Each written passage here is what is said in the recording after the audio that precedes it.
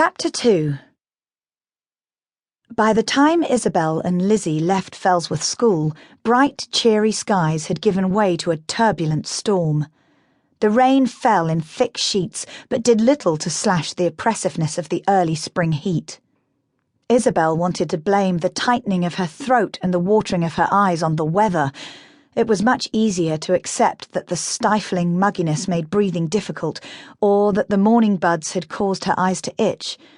But as she watched the school grow smaller and smaller through the carriage window, a tear slipped down her cheek.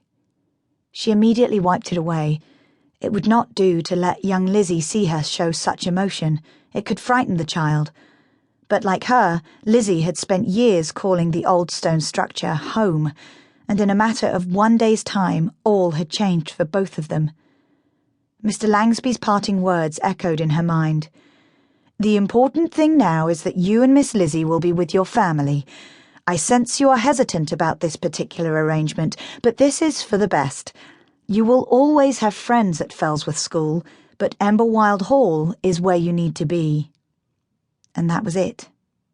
Isabel bit her lip as the realization that she might never see the school again resonated. With each new breath, a fearful restlessness churned within her.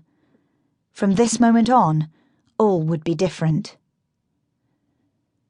The tranquil school grounds gave way to the village of Fellsworth, and the familiar buildings and cottages blurred in her vision as a messy mix of browns and greys.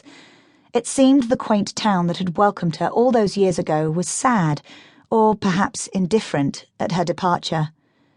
"I don't want to go." Lizzie's emphatic words rose above the clattering of the carriage wheels and sliced the reflective silence. Isabel pulled her gaze from the soggy countryside and looked at her 8-year-old sister. The child had repeated the words a dozen, nay, perhaps 100 times over. With red-rimmed eyes and a tear-stained face, Lizzie sat huddled in the corner of the carriage on the opposite side. Her charcoal-grey shawl was tugged tightly around her, clutched in her white-knuckled grip, and a scowl creased her young brow. Her knees were pulled to her chest, and she was ignorant of the manner in which her dirty half-boots marred the fine seat. Once Lizzie realized that Isabel was looking at her, the child hurled words. "Why do we have to go?" The pain twisting her younger sister's expression ripped at Isabel's heart. "We've been through this." Lizzie mumbled, "We won't have any friends there." Isabel swallowed her own lump of frustration. If the truth be told, she did not like the idea any more than Lizzie, but what could be done? Mr. Langsby had made his declaration. The plan had been set into motion.